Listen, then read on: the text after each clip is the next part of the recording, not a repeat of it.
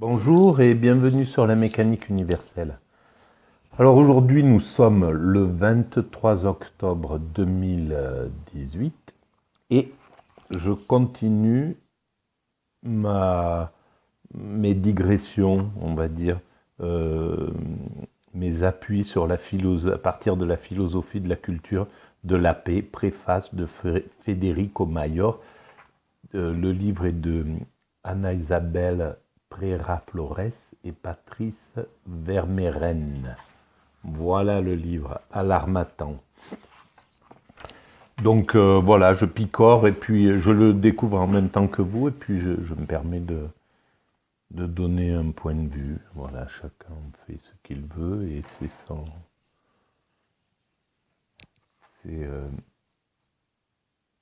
sans prétention. Donc, introduction. La notion de culture de la paix puise sa symbolique dans le fait qu'une paix durable n'est pas seulement l'absence de guerre, mais un processus dynamique fondé sur des principes démocratiques. S'exprimant ainsi devant des journalistes grecs et turcs à l'UNESCO le 12 mai 1998, M. Federico Mayor fait plus qu'énoncer un philosophème majeur pour la célébration de l'année internationale de la culture de la paix en l'an 2000. Voilà, alors, année internationale de la culture de la paix, c'est là où on peut avoir une sorte de déception de voir que ce sont des mots et des mots, et encore des mots, et que la plupart du temps, les gens qui y souscrivent, les hommes politiques qui... Je ne vais pas parler de l'UNESCO, voilà, et même l'UNESCO, malheureusement. C'est un petit peu comme la curie romaine du christianisme. Alors oui, peut-être il y a le nouveau pape actuel qui est extrêmement humain, qui est proche des idées sans doute du Christ. Pour cette religion, c'est les valeurs christiques qui devraient être importantes. Mais combien sont totalement éloignés à Rome, alors qu'ils ont eu tous les pouvoirs possibles, et combien sont dans leur confort et qui ont oublié les exigences de leur mission, le courage qu'ils avaient sans doute à l'origine, les grandes valeurs qui les ont animés et qui ont fait qu'ils sont devenus d'abord des prêtres, puis des évêques, puis dans les rouages du pouvoir de Rome, ou qui ont été des élèves, puis des étudiants, puis portés par un enthousiasme et une volonté de très bien faire et de mener leur vie au sens qu'ils voulaient faire, avec les grandes valeurs qui les animaient, sont devenus patrons de l'UNESCO, dans les rouages de l'UNESCO, etc. Soutien de ci, de ça, de l'ONU, etc. Et qui se sont assoupis parce que le système coupe les ailes. Et c'est triste, en fait.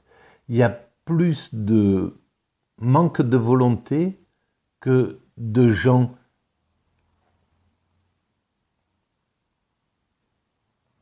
avec l'énergie débordante du saint qui traîne derrière lui tout un tas de monde. Voilà, de ce que je disais hier à propos de Coluche ou de Sœur Teresa, etc. Il inscrit celle-ci dans une tradition dont l'origine puise aux sources philosophiques de l'UNESCO, qui définit son orthodoxie par exclusion de tout pacifisme naïf et de toute idéologie irénique de la non-violence. Oui, bien sûr, le pacifisme naïf, ça serait, encore faut-il le définir, mais on voit bien, c'est évident que si quand un Hitler prend le pouvoir, le pacifisme naïf conduit au désastre que nous avons connu, bien sûr. Mais c'est autre chose d'être en défense, de se défendre contre un système criminel, que d'attaquer pour prévenir avec les valeurs qu'on estime bonnes. L'Occident ne détient pas la vérité pour faire des guerres préventives, pas du tout. À certains moments, certainement, c'est possible. Mais là, par exemple, voilà, il y a des pays qui vont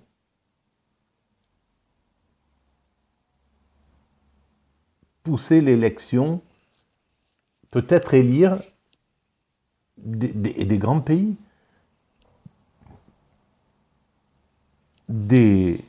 un président et un groupe d'extrême droite, carrément.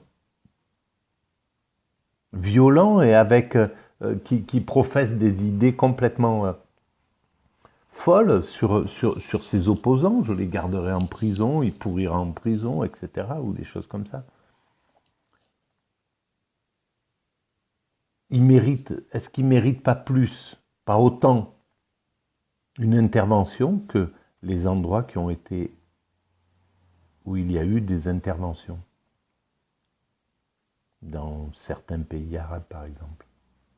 Pourquoi ça ne se passerait pas dans les pays occidentaux? Pourquoi ça ne se passerait pas au Chili dans les années 70 quand les dictateurs montent, ou en Argentine ou ailleurs? Pourquoi on accepte? Donc, tant que le système est injuste,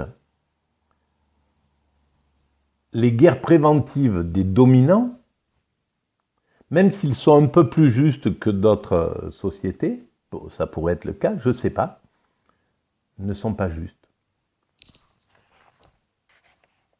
Et qui légitiment l'invention d'une idée régulatrice originale de la culture de la paix, pour laquelle ce ne sont pas seulement les États qui doivent être mobilisés, mais tous les acteurs de la société civile, avec les militaires et les églises, pour les actions des Nations Unies à l'orée du 3e millénaire. Si ça avait été le cas, si ça avait été suivi d'efficacité, cette pensée qui est géniale, il n'aurait certainement pas eu le chaos qu'il y a actuellement dans certaines parties du monde.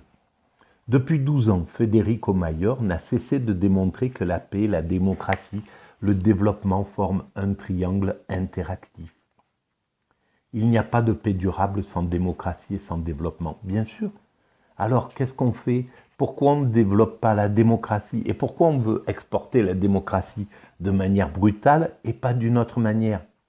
Pour montrer qu'on n'est pas du côté de la brutalité. Pourquoi aller opposer à des dictatures comme en Irak, par exemple, de la violence, ou en Libye, de la violence,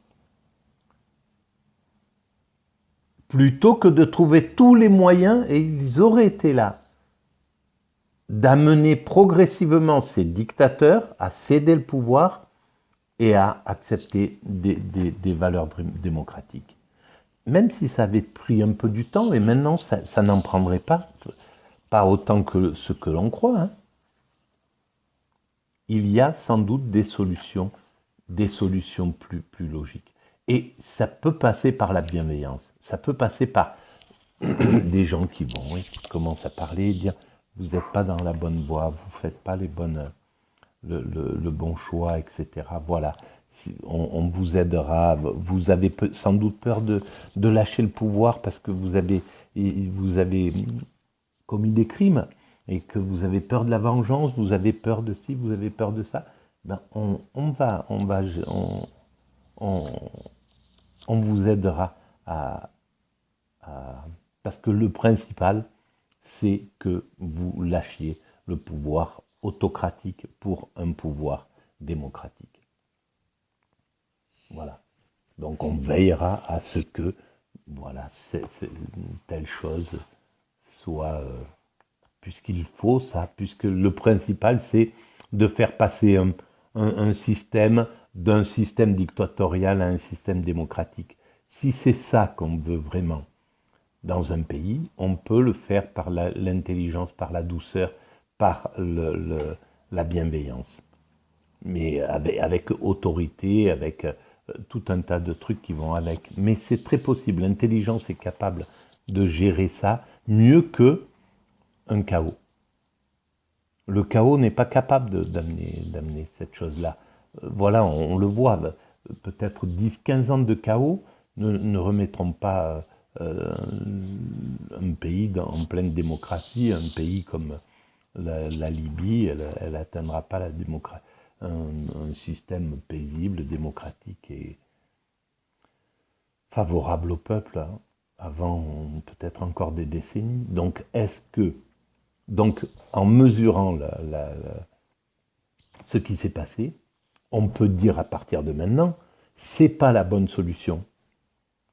C'est pas la bonne solution d'essayer de changer des régimes de façon brutale.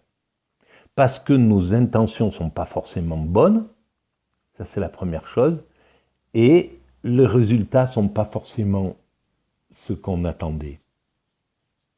Donc, c'est pas pertinent.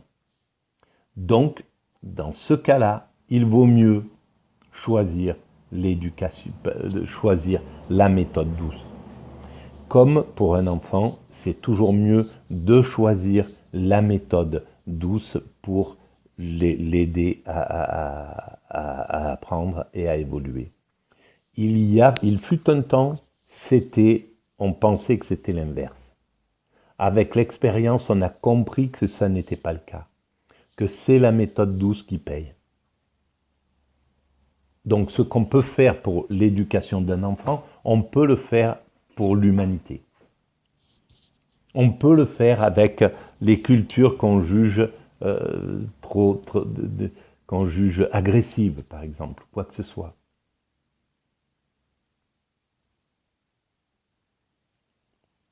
On peut préconiser à certains pays, à certaines cultures, que une certaine liberté, la liberté, est importante pour leur peuple. Mais on peut aussi en même temps entendre que s'ils nous disent votre liberté telle que vous la pratiquez, avec en utilisant le corps des femmes à toutes les sauces, en sexualisant tout ce que vous touchez, en ne respectant pas les consommateurs, en laissant monter les idées les plus racistes et xénophobes, on n'en veut pas. Eh bien, ils ont raison de nous le dire. Et donc, on doit aussi prendre en compte que nous ne sommes pas parfaits. L'Occident n'est pas parfait. Il a des choses, et il est exactement, il a autant de choses à changer, différentes, que les cultures qu'on dit, à qui on demande de changer ou à qui on impose de changer par la force. Donc si on était parfait, ça serait parfait, mais ça n'est pas le cas.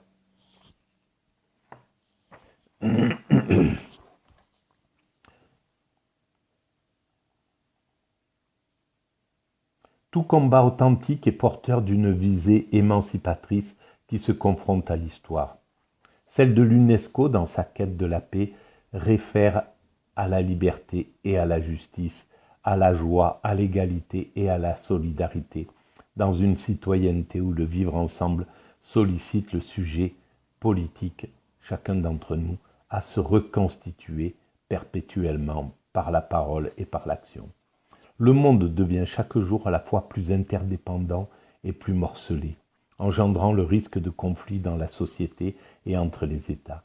La bipolarité qui divisait en deux systèmes politiques et idéologiques radicalement opposés, l'Est et l'Ouest, a disparu avec l'effondrement du mur de Berlin. Les conflits qui paraissaient voués presque à l'éternité, de l'Afrique du Sud au Proche-Orient, sortent de l'impasse, menacent aussi de nouveaux types de conflits liés aux asymétries et aux exclusions de toute nature, géographiques, économiques, sociales, culturelles, religieuses, linguistiques, éducatives, comme au Rwanda ou dans l'ex-Yougoslavie. Voilà, alors, malheureusement, je ne connais pas bien ce qui s'est passé dans l'ex-Yougoslavie, mais on voit qu'il a dû y avoir du génocide parce que je vois beaucoup de références à ce sujet. Mais au Rwanda, comment avoir laissé se dérouler un génocide comme ça? Et comment la société humaine ne s'est pas regardée en face? Parce que derrière ce laxisme, là, après Auschwitz, il faut le dire clairement, il y a du racisme. C'est le racisme qui fait que l'Occident ne met pas sur un pied d'égalité le monde africain, ou le monde arabe, ou le monde aborigène, ou le monde hindou, ou le monde chinois, ou le monde, etc., asiatique. Dans sa culture colonialiste qui dure depuis déjà très longtemps et qui s'est incrustée dans notre cerveau, dans le cerveau de l'Occident, les peuples noirs ne sont pas